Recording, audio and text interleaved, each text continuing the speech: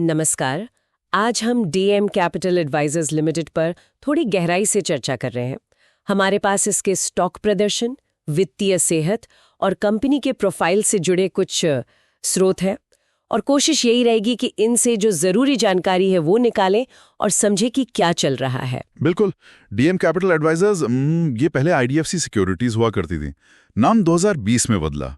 ये एक integrated investment bank है। इंटीग्रेटेड इन्वेस्टमेंट बैंक, ठीक है। हाँ, मतलब ये equity research, stock broking, investment banking सेवाएं जैसे आईपीओ अंडरराइटिंग और संस्थागत निवेशकों के लिए फंड जुटाना, ये सब करते हैं। अच्छा, तो चलिए इसको थोड़ा और खोलते हैं। ये कंपनी असल में करती क्या है, मतलब किन के लिए काम करती है? जी, मुख्य रूप से ये कॉर्पोरेट्स, मतलब बड़ी कंपनियां, फिर संस्थागत निवेशक और फैमिली ऑफिसेस इनको रणनीतिक सलाह और कैपिटल मार्केट समाधान देते हैं।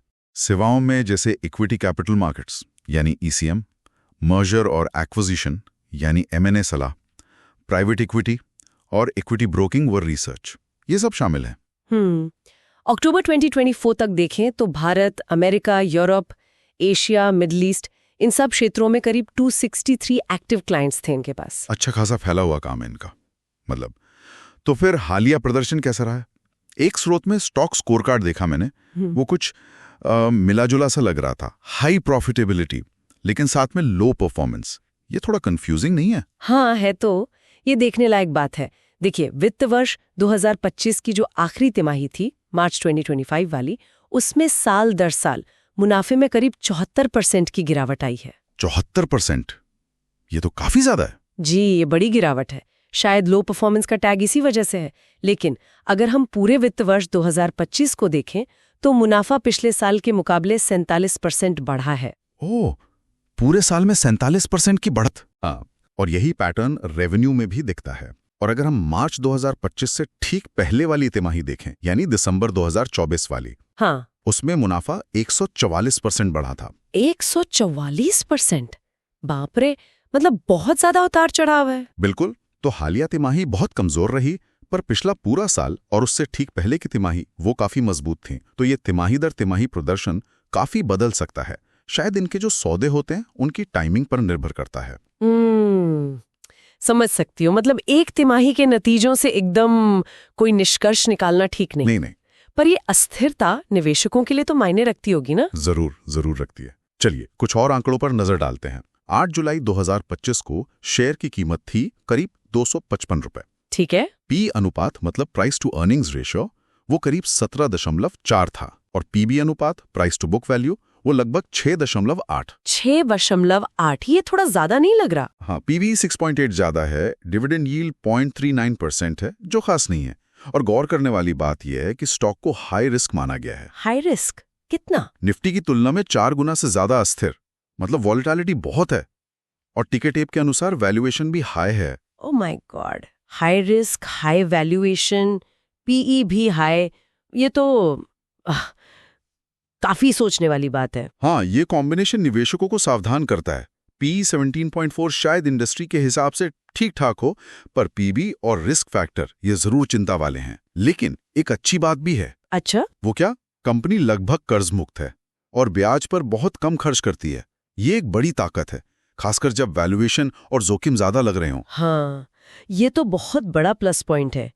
कर्ज न होना तो हमेशा अच्छा होता है। अच्छा, अब जरा शेयर होल्डिंग पैटर्न पर आते हैं। उसमें क्या चल रहा है? कौन मालिक है और क्या कोई बदलाव हुए हैं हाल में? जी, मार्च 2025 तक प्रमोटर्स की हिस्सेदारी करीब 40% पर स्थिर थी। ये ठीक है, मतलब प्रमोटर्स का भरोसा बना हुआ है। ओके। लेकिन दिसंबर 2024 से मार्च 2025 के बीच एक दिलचस्प चीज हुई। क्या? विदेशी संस्थागत निवेशक यानी FIIs, घरेलू संस्थागत निवेशक यानी DIIs और म्यूचुअल फंड्स, इन सब ने अपनी होल्डिंग कम की है। ओहो, मतलब जो बड़े जानकार निवेशक माने जाते हैं वो निकल रहे हैं। ये तो थोड़ा चिंताजनक है। तो फिर खरीद कौन रहा था हिस्सेदारी? हाँ, यही बात है। रिटेल निवेशक यानी हम आप जैसे छोटे निवेशक और अन्य पार्टियों की हिस्सेदारी बढ़ी है। तो बड़े इंस्टीट्यूशंस बेच रहे हैं और रिटेल खरीद रहा है। ये पैटर्न अक्सर देखने को मिलता है, पर मतलब क्या निकालें इसका? हाँ, ये क्लासिक पैटर्न है कई बार। तो इन सब बातों का निचोड़ क्या है, संक्षिप्त में अगर देखें? हाँ बिल्कुल, मुख्य बातें क्या है? हालिया वित्तीय प्रदर्शन मिला जुला सा है। एक तिमाही बहुत कमजोर, लेकिन पिछला साल और उससे पहले की तिमाही मजबूत, तो बिजनेस में वोलेटिलिटी दिखती है। ठीक है।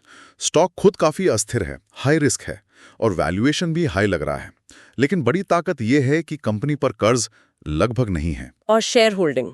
और शेयर होल्डिंग में हालिया ट्रेंड यह है कि बड़ी संस्थागत निवेशक FIIs और DIIs हिस्सेदारी घटा रहे हैं, जबकि रिटेल निवेशकों की हिस्सेदारी बढ़ रही है। बिल्कुल सही कहा। ये काफी मिलीजुली, बल्कि कहें तो जटिल तस्वीर है। कोई एक सीधा जवाब नहीं दिखता।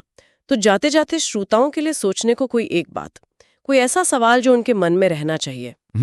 सोचने वाली बात यह है कि क्या ये जो हालिया तिमाही की कमजोरी है, ये सिर्फ एक वन ऑफ है, मतलब कोई अस्थायी झटका, शायद कुछ बड़े सौदों में देरी हुई हो, या ये प्रदर्शन में किसी गहरे मतलब स्थायी किस्म के बदलाव का संकेत है। और दूसरा सवाल ये कि जब स्मार्ट मनी, जैसा कि FIIs DIIs को कहते हैं, वो निकल रहा है, तो उसी समय रिटेल निवेशकों का घुसना, ये क्या दिखाता है? क्या ये एक मौका है जिसे बड़े निवेशक देख नहीं पा रहे हैं, या ये रिटेल निवेशकों की तरफ से उठाया गया एक अतिरिक्त जोखिम है? इन सवालों पर गौर करना चाहिए। दोस्तों, आशा है कि ये पॉडकास्ट आपको पसंद आया होगा। आपके स्टॉक या कंपनी का एनालिसिस पॉडकास्ट सुनना चाहते हैं? हमें कमेंट में जरूर बताइए। हम उसे अपनी आने वाली वीडियोस में जरूर शामिल करेंगे। ऐसे ही पॉडकास्ट सुनने के लिए स्टॉक्स इनसाइट को सब्सक्राइब करें और रोज सुने नए नए स्टॉक्स का डिटेल एनालिसिस पॉडकास्ट हिंदी में।